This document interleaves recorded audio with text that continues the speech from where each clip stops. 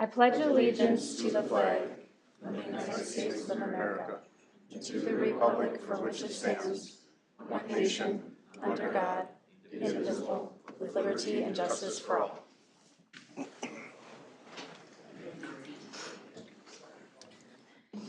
All right, has council had the opportunity to review the meeting minutes from March 7th? Just one noted change that we have February 7th. Yeah, I did notice that. I read it, but I didn't catch the February. I seldom look at that. Rick, was that a motion? That was a motion to make that change there. Was that a motion, or did we just say we're making the change? I'll second that. All right, motion from Rick, second from Mike. Any other discussion? Hearing none, those in favor can state aye. Aye. Opposed, carried. Any changes to this evening's agenda? Hearing none, I'll ask for a motion to approve the set agenda. So moved. Second. Motion from Robin, second from Rick. Any discussion? With none, those in favor state aye. Aye. Opposed, carried. Police Officer Awards. Chief Balloon. Mayor, Council, thank you. Try and keep my voice going here, about to lose it. But thank you for indulging us again tonight for an opportunity to recognize some of our staff members. We have some volunteer police reserve officers that are going to get a couple awards here tonight, and then we have one major award that we present as well. So to stay on track and keep me on task here, in the essence of time, I'll just kind of read what I've kind of put forth to you in a memo. Tonight we have the opportunity to recognize police department staff members and honor their extraordinary service to our department and to our community.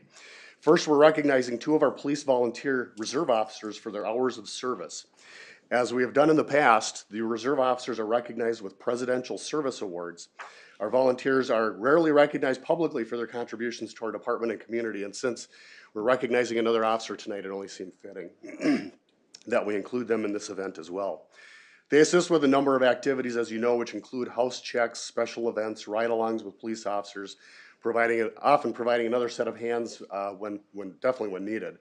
And based on the number of hours volunteered is what will qualify these volunteers for a particular award. This award was created in 2003 to recognize the importance of volunteers and the impacts that they offer to our communities. Tonight we say thank you and recognize two of our outstanding volunteers for the year of 2022. So I'll have Tristan and Carter, if you'd please come up. So then you get to stand in front of everybody here. First is Police Officer Tristan Mello, awarded the Bronze Presidential Service Award for his contribution of over 100 hours in 2022. Now, Tristan became a full-time police officer in 2022, so there's no doubt that there would have been more hours donated otherwise. Tristan has also received a gold award in 2020 prior to this, and for over 700 hours of service, and another bronze award in 2021 for donating over 160 hours. So thank you for that. And then we also have, excuse me, Reserve Officer Carter Erickson, awarded the Gold Presidential Service Award for donating over 325 hours in 2022. Carter was also the recipient of a gold award in 2021 for donating over 280 hours. So for that, we have certificates for them tonight. First one is Carter.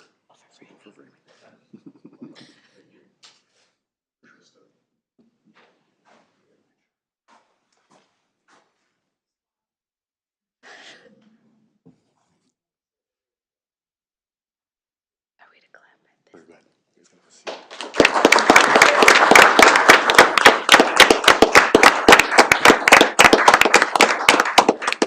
And that is signed by the president. I'm sure it's an original signature. Lastly, we also honor the work of one of our officers who helped save a life this last year, actually. Some may consider this as being one of the highest honors that a police officer may receive in just that, saving a life.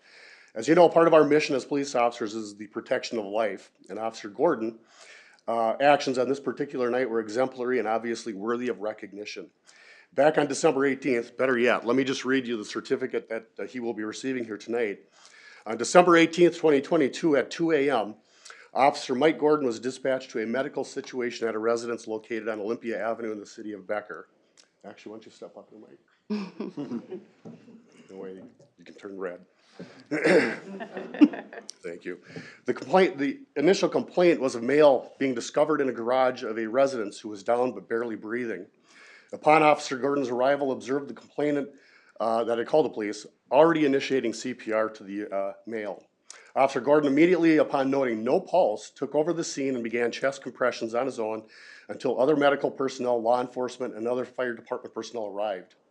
He continued to assist while paramedics took over. Male was ultimately transported to the hospital and survived the ordeal. Now, it's important to note that the male did state, "I'm thankful that he and others responded so quickly. Who knows what would have happened if they weren't there." Excuse me. The teamwork exhibited during this event is noteworthy.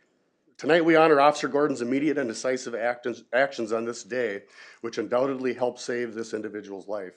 Officer Gordon's exemplary actions are in keeping with the highest standards of the Becker Police Department. He has hereby earned the Becker Police Department's Life-Saving Award.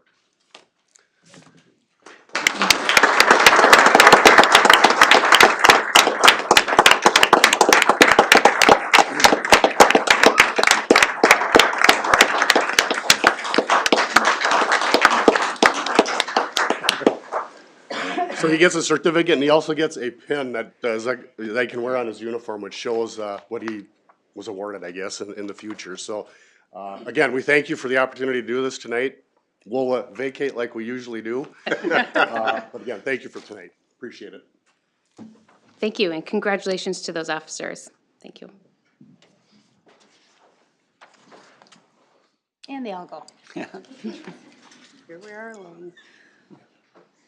For those staying,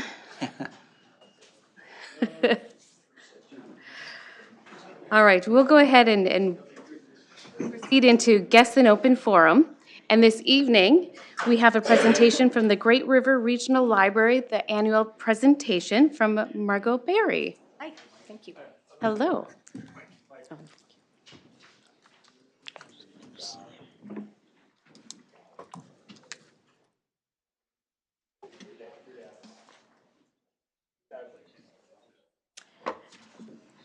Mayor, council persons, thank you for letting me speak. I'll be brief. I know I just have a few minutes, but my name is Margot Berry. I am new to the Becker community and to Becker Library and to Great River Regional Library. I started in November of 2014. I wish I could go back. 2022, but I look forward to serving the community going forward. So what I'm doing basically is reporting what happened mostly when I wasn't there. But in 2022, Becker Library, we added 3 additional open hours, extending 3 days, an additional hour to create more access to our patrons. So for a total, we were open in 2022, 1,663 hours. Our library impact is all these numbers are slightly up from the previous year. As you can see, and this is also included in the executive summary in your packet, we had 2146 in terms of borrowers. We had 55 new borrowers, and that's something that we are focusing on, is not only reaching new borrowers, but also trying to keep our borrowers. We're noticing a slight trend towards steadiness and hoping to move back in the upward direction. We had 9,000 plus checkout sessions. We had over 54,000 items checked out. We had 362 ages 0 to 18 summer reading program participants and 51 winter reading participants, and those were for adults and teens.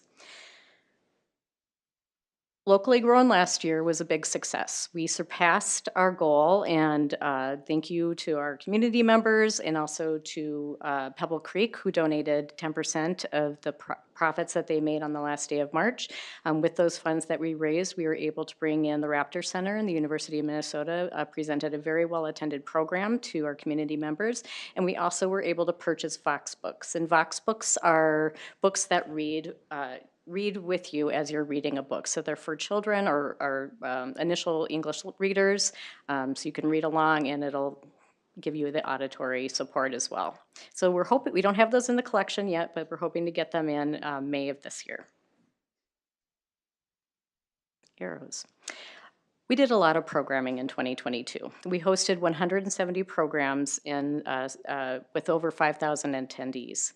We hosted the Becker School Art Fair. We had several musical guests, author visits, magicians, and a person who demonstrated rock balancing. and taught adults how to do that. We had arts and crafts, story strolls, story times, and tiny tots, scavenger hunts, and STEM activities.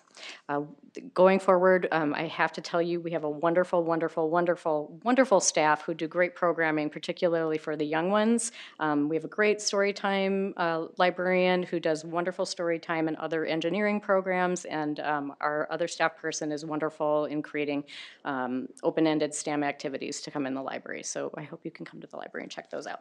So, quick synopsis, ages 0 through 5, we gave 31 programs. Ages 6 through 11, we had 10 programs. Teens, we offered 5 programs. Adults were offered 25 programs. We had 1 class visit the library, did 3 outreach programs, offered 52 self-directed programs in the library. We had 15 all-ages programs and 28 school visits. And again, we're very, very, very grateful to the community, the Friends of the Becker Library, also the Minnesota Clean Water Land and Legacy Amendment, and local collaborators like Becker Schools and Becker Food Shelf that helped us do our programming and offer these to our community members. We also want to thank the community for the continued support of the Great River Regional Library System and our mission in supporting our communities to explore, to learn, and to connect. And I know you won't be asking any questions, but if you do have any questions, please feel free to reach out to me or come to the library anytime that we're open. Thank you. Thank you. Thank you.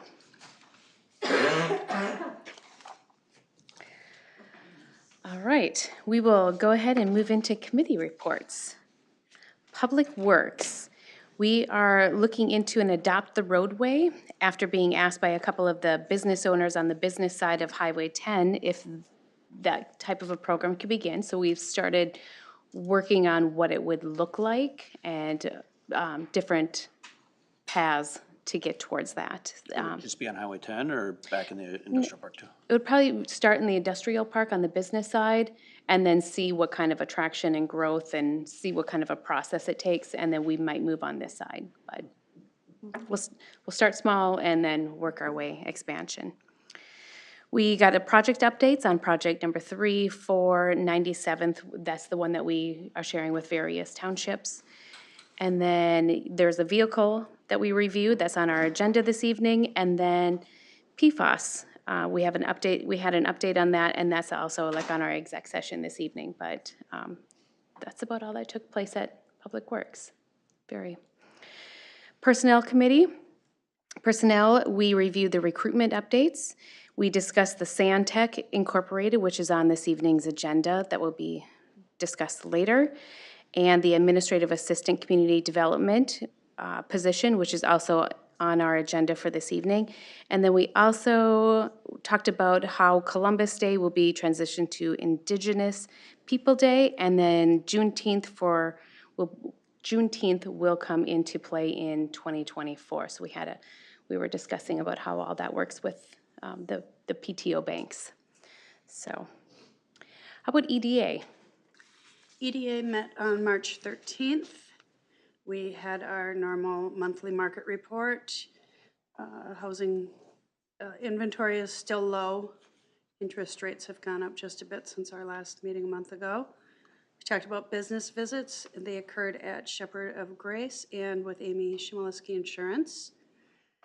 Planning update, DQ Plans has got their plans together for permits. Avalon is ready to start on the apartments buildings in May, we hope. And the UPS store has presented all their documents for permits. BRECC update, they had their kickoff meeting about 2 weeks ago, and the first week of June will be their first call site visit. That was about it. Lots of good stuff. Yep. Yeah. Fire Board, we met last evening. Majority of our time was spent reviewing and approving an RFP to go out for some financial services, and that will be released next week to the public. How about Budget and Finance? Budget and Finance, we met last Thursday. Nothing of note really from the financial so far. Talked about every few months we'll get a BCC membership update, and that's there's always a dip in January every year because there's annual people have annual memberships that, automatically just fall off at the first of the year and then they re-up them. So, you'll see the drop in January and then it comes back up. So we're seeing it come back up nicely there. Spent some, time talking about the, grant anticipation funding. That's something we talked about here before with, finance. The department continuously monitors it and we talk about it every month at budget and finance just to make sure that we, if we needed short-term financing for the projects 3 and projects 4. Finance has been staying up very close on that and just, it really is gonna come down to, you know, cause we're gonna have 3 and 4 going at the same time there, so it's really gonna come down to, how quickly we can get the payments back from the state and, you know, if we have to do anything with contractors as far as, you know, maybe invoicing twice a month so we can get, you know, quicker payments and things like that, so, just staying really on top of that and then how much, you know, cash we do have on hand. So if we had, you know, if something, say it took 45 days or something to come back, that, you know, we could absorb that. And, cause it does take about 60 days if we were to pull the trigger on, some short-term financing. It's not something we could do overnight, so it is something that, you know, we're keep an eye on that, so. But we had a lot of good discussion on that and, finance department's been staying very up on that, so good job there. We are gonna have a utility shut-off coming up in the spring here. We do keep track of the, and by utilities mean water. You know, we keep track of the level where it's at all the time, and it is starting to get up there a little bit again. So we'll be going through that process here pretty soon. We talked a little bit about the RFP process for Fire Board. Project 3 and 4 funding discussion. Had more discussion on that, and we talked about the long-term planning, which is on our 10 Delta for tonight, so won't go into that too much. Also something, the purchasing card, US Bank, that's in our consent, thank you, consent agenda. And we had a update on property and casualty and work comp updates. So, All right. long meeting. Any other reports? All right, we will move into board committee and consultant reports. The 2013 F-550 Ford with a dump truck and plow truck replacement. Mr. Lisson. Good evening, Mayor and Council. Before you have the RCA and Resolution 2320 for that truck replacement. So we'll be replacing truck 3523, which is the 2013 Ford F-550. It's basically a like for like, so it'll be a new 2023 Ford F-550 chassis with a dump box from Towmaster, and then a plow that would be Central Hydraulics. So I included in the packet all the information, the quotes that staff got from different suppliers. We do have money set aside, $90,000 in the Public Works 2023 CIP for this replacement project. We discussed this with the Public Works Committee. Public Works Committee agreed with the proposal that was presented and bring it to council for final approval.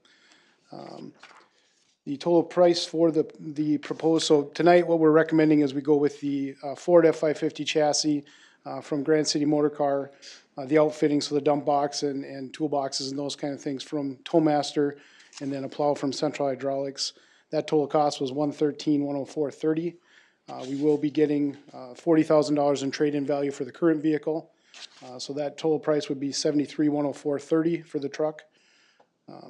So what I have proposed here is looking for a motion and second to approve Resolution 2320 for that new truck with dump box and plow. And I put not to exceed $80,500, which should include all the things like the registration and the labeling of the vehicle. If there's any questions, I can answer those.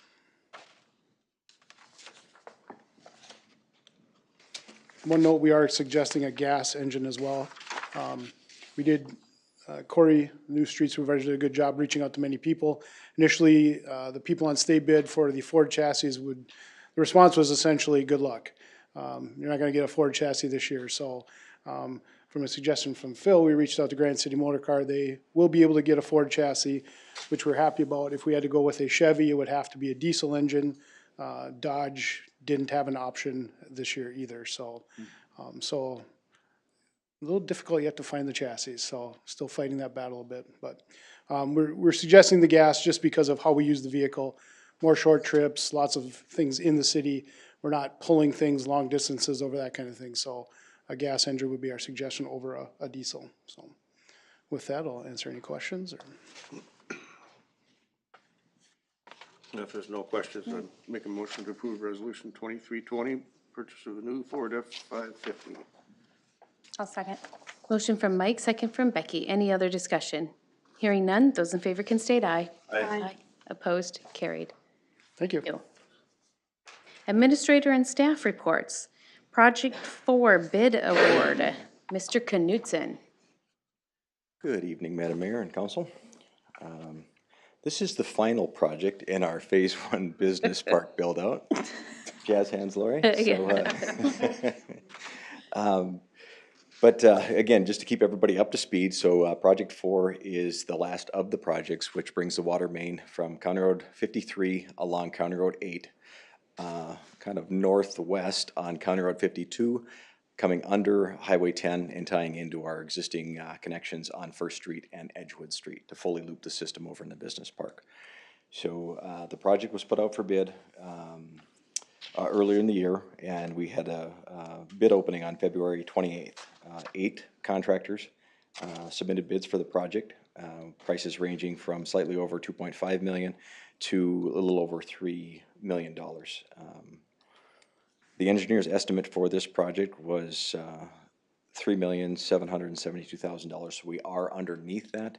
I think they were still erring a little bit. We're seeing a little bit of price correction. So our engineers do a really good job of cushioning that blow for us. So not to set expectations too heavy one way or the other. So we were very excited to see that we're coming back in. Again, we're seeing these prices pulled back into what we were seeing in 2019. It was kind of started 2020. So we did have 2 alternates out on the project. Is last year we seen some availability with gate valves or butterfly valves. Our preference is to go with the gate valves on this project. It's a better system.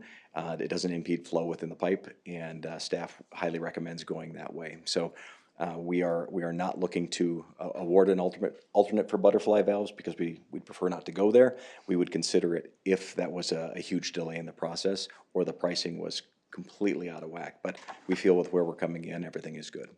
We used butterfly valves on, we did not. We used gate valves before, Okay. so yeah, we bid before the opposite because we weren't sure if we're going to able.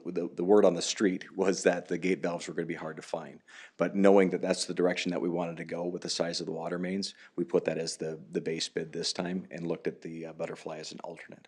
So everything will be consistent with what we started in Project 2 and carry forward in Project 3 and Project 4. And there's no issue with them intermixing it within the same. Nope, everything is fine, and again, it's a little more difficult for staff to exercise the gate valves because we got to pull them completely out of the water main. But the overall product is better, and it doesn't impede any of the flow because the butterfly valve will just turn in the line, Yep. and it can impede the flow or the pressure in the valve or in the line. So this is the preferred method that staff would recommend. The other alternate was alternate A was for using ductile iron pipe. So we've gone in recent years to HDPE, more of a plastic pipe. It's proven its course. We've been able to track it, trace it, and we're comfortable with that. But on this side of Highway 10, it's ductile iron, so we're tying into it. Again, we just looked at that from what was the cost on it, and it wasn't huge, but staff didn't feel that it was worth the extra $40,000 to put that in play. You got to tie into HDPE anyhow, so we would make the recommendation to not go with that one as well. So what we're looking at was a total bid award of $2,533,789.29. That would go to Latour Construction. For this project, that would award the base bid plus the permitting allowance for the Burlington Northern going underneath the railroad and covering those expenses.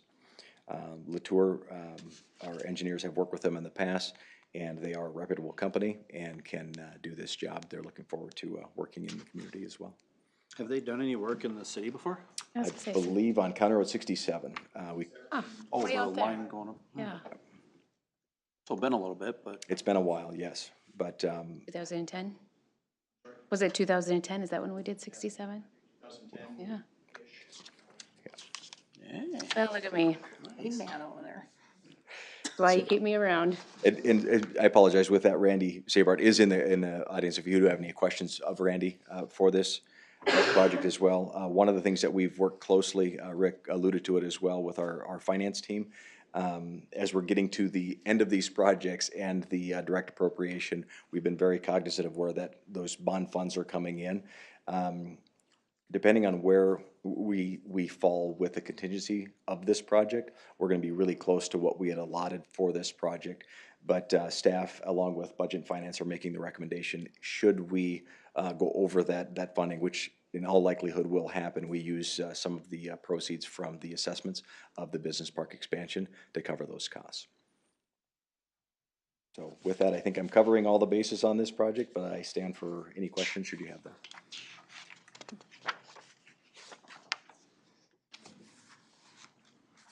Definitely nice to see the material correcting, it seems like almost as quickly as it went up, but it's, One thing we will note too, I think we were all maybe lulled to sleep a little bit. We thought with the prior contractor who's currently working on project 2 and was awarded project 3, we thought because of mobilization and being in town, we thought there was a real likelihood that they would win this project, come in low on this project. They didn't, and it was relatively close. They were definitely in the neighborhood. But this is going to expedite our cost for the year, because they're not going to roll from 2 to 3 to 4. We're going to see them roll from 2 to 3, and 4 is going to start up somewhere along the line of early spring startup. So it's good for us. We're going to get these projects wrapped up and get them done. But cash flow could be an issue, so we will work very close. It's been really nice to work with our finance team, and we're trying to share as much information back and forth, and working with engineering as well. So when we're seeing these bills come through, we get them sent off and get that reimbursement process going. So from my perspective, I give a shout out to finance, because they've been great to help me, making sure that we're keeping our dollars and cents in line. So it's been a really good team effort on that part. So.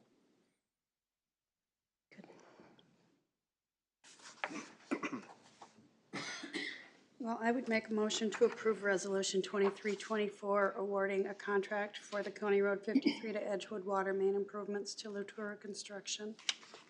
I'll second that. Motion from Robin, second from Mike. Any other discussion? Hearing none, those in favor may state aye. Aye. Opposed, carried. Thank you. Thanks. Planning Service Agreement with Stantec Incorporated. Mr. LaRude. Mayor Bertram, City Council members, since the senior planner's resignation toward the end of last year, we've gone through the hiring process for a senior planner and an associate planner with no luck, or they didn't result in any hiring. The last process we went through for the associate, though, did reveal a candidate who is still in school, and staff believes he will be a great candidate going forward. So later on the consent agenda, there's that item to bring them in as an administrative assistant in the Community Development Department. But in the meantime, because of the limited staff, we will need some assistance preparing land use applications, zoning requests, conditional use permits, variance, and so forth. And we reached out to Stantec Incorporated. They do planning services for a number of cities. We met with them. We're very comfortable with the service that they'll provide. It will be done on an as-needed basis. I know the dollar amount that we estimated was about 57. I think that's more than double what it's actually going to be when we get all done. But we want to put that high number in there just so you understood what it was. There are sufficient dollars. We budgeted for a full planner for 2023. And coming in around 123,000, even if that was 50,000 with the estimated, I think 18,000 for the administrative assistants will be well below that budget amount. So the contract has been reviewed by the attorney. We have one more back and forth to go. So if you are going to elect to approve it tonight, we do a request it be done on condition of city attorney approval. And with that, I'll answer any questions you have.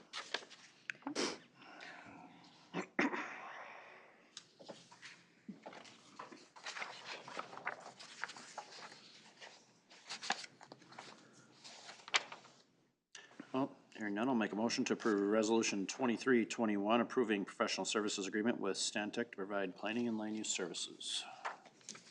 Second. Motion from Rick, second from Robin. Any other discussion? With none, those in favor can state aye. Aye. Opposed, carried. Rescinding property tax abatement for Project Pine, Project Jetstream. Mr. LaRude. Mayor Bertram, city council members, in 2019, the city approved an abatement for then Project Jetstream, which became Project Pine. At the end of last year, we were notified that that transaction will not go through. We've been visiting with the county between that notice and today, and about coordinating our efforts to pull back or rescind the abatement because they haven't met the terms and they're not moving forward. So we've conveyed this with the Project Pine folks. They are aware of it. They understand why we're doing it. They've also been told that if they, we've kept the door open, and they certainly didn't close the door potentially for the future, that if they want to come back, we would be starting at zero. And they would have to renegotiate anything that they desired. So the resolution before you was drafted by both the city attorney and a county attorney. If the city council adopts it tonight, it will go before the county board at their April 4th meeting. If they did come back, we would start all over again. Would we be recommending doing the 20 years again, or? I think negotiations could be handled at that time, and we could probably look at our long-term financial range to see what would best work for the city. Okay. Because, you know, there's 3 years have gone by already. Right. Yeah. Right. Yep.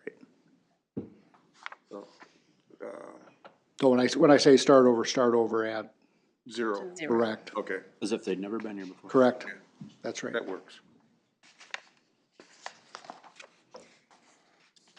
I'll make a motion to approve resolution 2322, rescinding the approval of the tax abatement for Jetstream and all prior agreements. I'll second that. Motion from Rick, second from Mike. Any other discussion? Hearing none, those in favor can state aye. Aye. Opposed, carried. City Hall space needs, long-term planning, tax capacity, and facility discussion. Mr. Ebensteiner.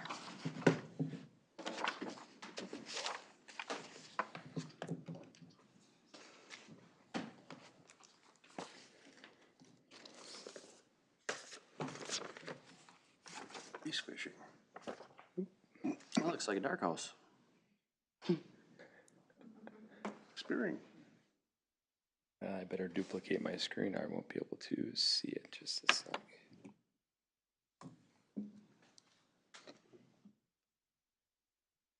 There we go. All right. Thank you, Mayor and Council, for the opportunity to present this evening. Yeah, long-term planning and tax capacity facility discussion. So a little bit of background. At the February 7th meeting, Wold Architects was here to present an update on the facility study. They did present on a combination of new construction as well as kind of renovation. And initial estimates for that 20-year space needs came in at anywhere from 15 up to, I think, 20 million was if we just built a new city hall next door and demolished the current one. So as staff looked at that, and as a committee, you know, we thought there has to be there are other viable options. So we did peel back. Rather than looking at a 20-year, we looked more at a 10-year and more of what are our needs right now. And then Wold did present an estimate of around $6.5 million for that renovation and addition to the current facility. So with that, staff had fielded some questions from council, you know, just how these facility bonds would fit into, you know, our long-term financial plan, especially highlighting our transition of tax base over the next decade. So with that, finance staff, you know, we took it and we ran with it and did some additional analysis. We met with the county and talked through some of their assumptions and what they knew, and also worked with Northland Securities to refine some of those bonding options as well. So with that, tonight looking to present, you know, on that long-term plan, kind of walk through some of those assumptions. Discuss those assumptions, you know, analyze those impacts of that facility bond on a long-term plan, and then also look for council. No real action tonight, but looking for just a little bit of direction moving forward on next steps for that facility plan on where we see ourselves going from there. So as Mr. Hendrickson had mentioned, we did discuss this at the March 16th Budget and Finance Committee meeting, and with that, I will jump into the long-term plan. So really this top scenario within your packet, what we really tried to do, it was a combination of things. As much as we were just looking at the bonding scenario, our tax capacity impact and transition over the next decade, really drives that tax rate. So with that, this planning scenario one, does bring in, we programmed in 8 million of construction proceeds, not knowing where those, construction costs would be at. We did program in operating levy increases at 3 to 5%. We have some really good capital, some really, good capital plans where we have all that capital laid out for the next, 10 to 15 years. And also those related levies. And then this scenario one did incorporate, currently, the transition aid, which is at the legislature. So this would assume that in some form of that legislation would move forward that would provide transition aid to the city, as those units would be decommissioned, in future years. So with this scenario, I have 2025, 2028, and then 2032 are highlighted. Those were, I think if you recall back to previous discussions, long-term plan, those were moved up a little bit, but as we've transitioned, working with the county and what they know and timing of when the units will be offline and how that affects the capacity changes in the future, our best estimate is 2025, 28, and 32. And then you can see that assumed transition aid on that line 2, starting in 2025, based on how the bill's written right now, a little less than $1 million. And then that supplement for transition aid for unit 2 would be the similar for 25, 26, 27, and then in 28, when unit 1 would also be decommissioned, there would be a new calculation of that aid, which would add to the unit 1 or unit 2 aid, and then in 2032 for the unit 3. Some of the big pieces, I'll just jump down to the tax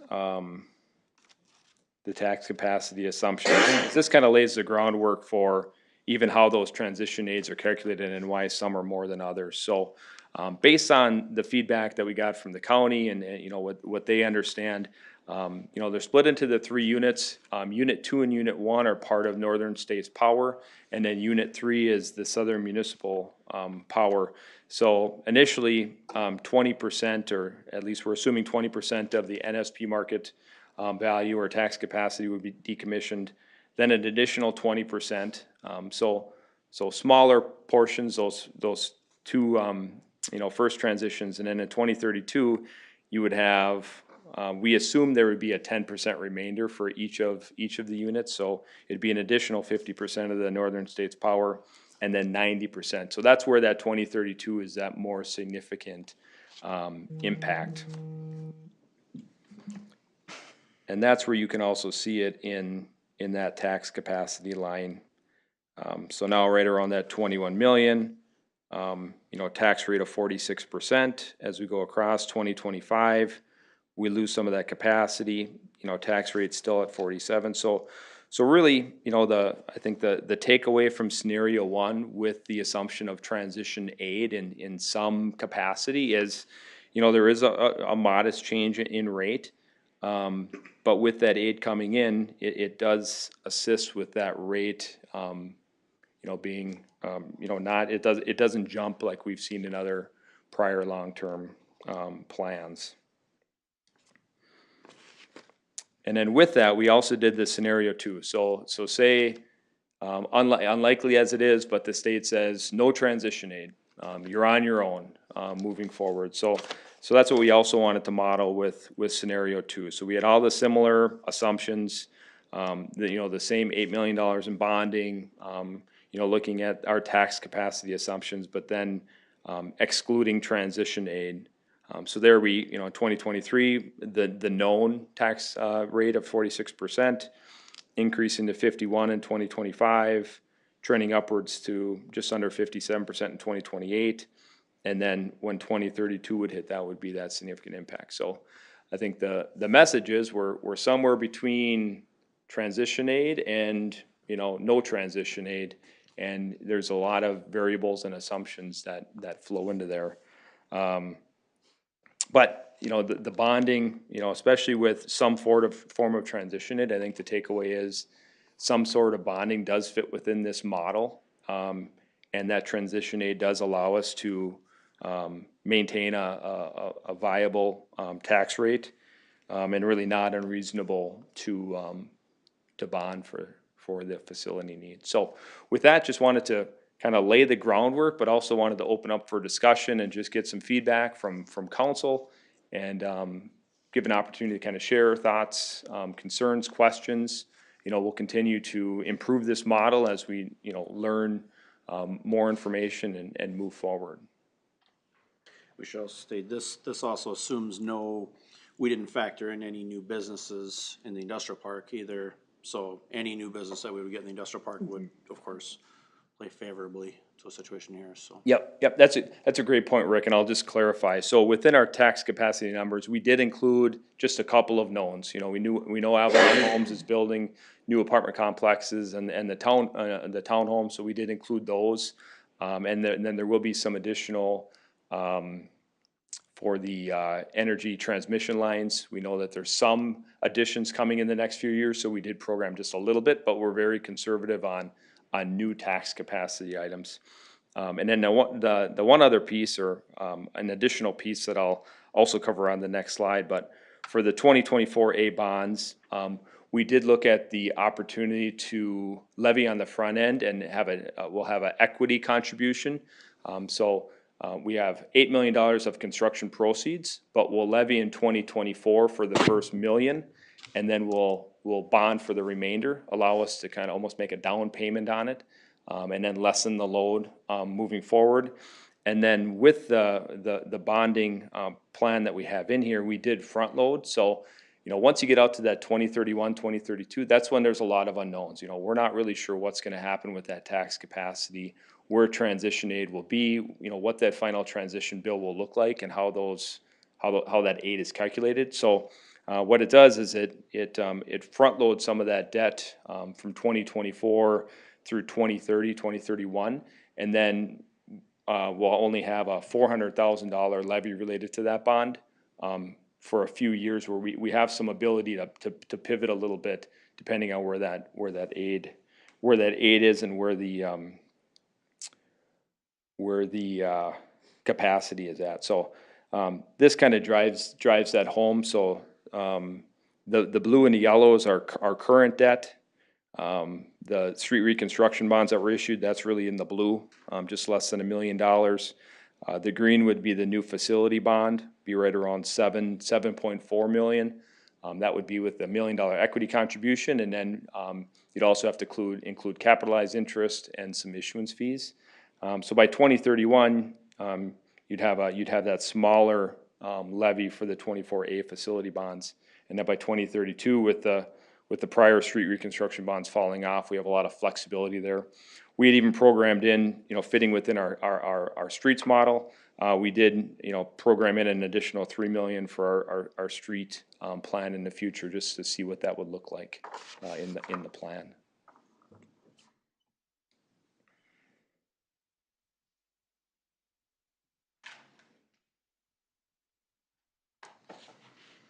And the shift, if you recall, we were thinking, when we did our modeling before, we were thinking like 2024, 2027, those were gonna be the first 2 years, cause you know, the first unit's gonna retire in 2023, so we just assumed 24. But just the way it, as we found out from the county, that's actually not gonna be till 2025 when that first, when you would see the property tax adjustment. So that extra year was there, that's, we're talking about, you know, where that, you know, that down payment come from, we kind of get that extra year in there that we didn't plan for, so that's where that piece could come in there.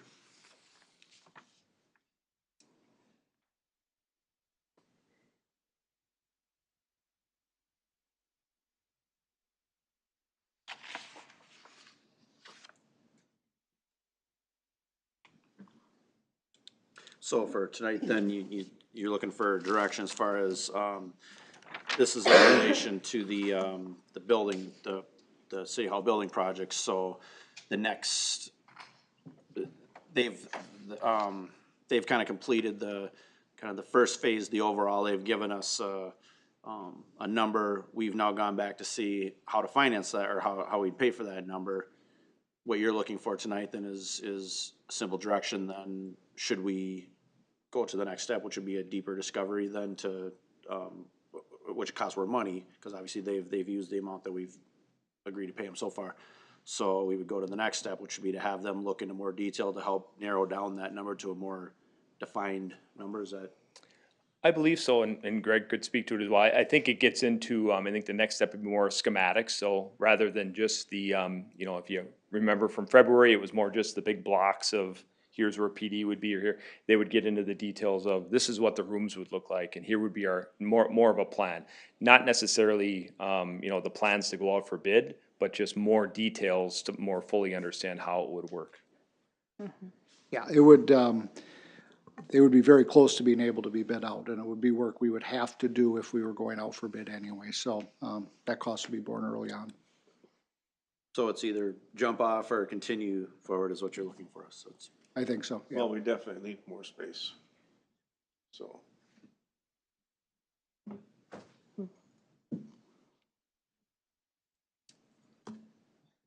What is the cost for compiling the next step? Does 60,000 ring a bell? I think so. Okay. I think for the schematics would be 60,000. They would bring that back for council consideration. That would be, if the council desires to move forward, we would get in touch with Wold and say, you know, you need to prepare an estimate and an agreement to move forward. And that's not set on the design that we last reviewed?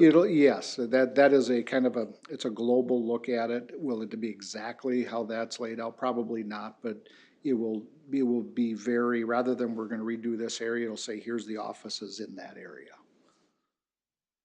And we've extended any other solution to our space needs, like we've looked at alternative buildings that we own or buildings that would be vacant. It has been explored. The one option we did look at was, it had a lot more required improvements than, the difference now becomes very small between doing something here on this campus or moving a police department out, Okay. Especially on the stairways, it needs some. especially on the stairways.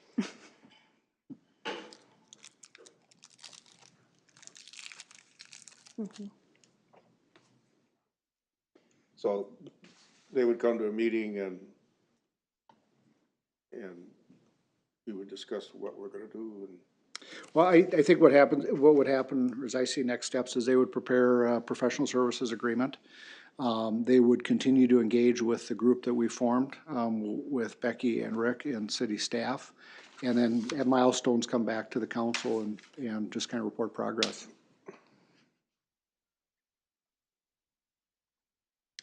And the 8 million that you're using in this scenario, I feel like that was a higher amount. Is that the right amount that we were talking about? It Okay. is a higher amount, and Okay. our thought was, number one, there will likely be inflation. Number two, if you're comfortable with that number and we can bring it in under, which would be the plan, at least you know kind of the ceiling of what we're talking about.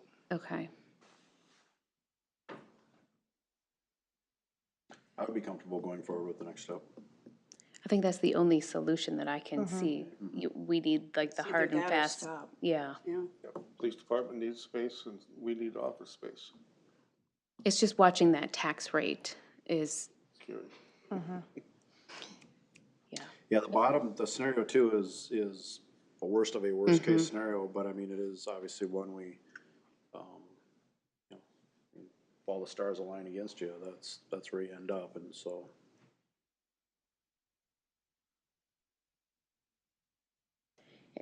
Does council have any other solutions? Any other?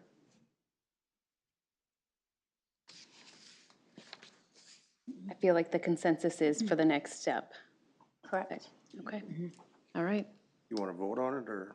Nope, we just need a consensus, It's just not giving them necessary. direction. You'll vote on accepting the proposal. That'll be the formal step at a future meeting. Very good, and this will look familiar as we move along this long-term plan. We'll keep bringing back similar models and keep building on those, so we'll just, build on these assumptions as we move forward, so. All right, great, thank you. Right. All right, on to the consent agenda. Mr. LaRude. Mayor Bertram, city council members, the items for tonight's consent agenda include the hiring and termination report for Pebble Creek and the Becker Community Center.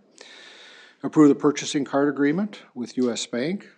Approve the job description for the administrative assistant in the Community Development Department and authorize to hire. Approve the 2023 Sherburne County Score Funding Grant Agreement for the Recycling Day event. And approve the 2023 Sherburne County Score Funding Grant Agreement for the Yard Waste Site. And adopt Resolution 23-23, accepting a $3,000 donations from Becker Lions Club for Snuffy's Landing. And I will answer any questions you have. Make a motion to accept the consent agenda as presented. 1 second. Motion from Robin, second from Mike. Any discussion? Hearing none, those in favor can state aye. Aye. Opposed, carried. Payment of the bills. Motion to pay the bills? Second? Motion from Rick, second from Robin. Any discussion? Hearing none, those in favor can state aye. Aye. Opposed, carried. Does council have anything else for the betterment of Becker? If not, I'll ask for a motion to adjourn. Motion from Mike, second from Rick. Those in favor can state aye. Aye. We're adjourned at 5:51 PM.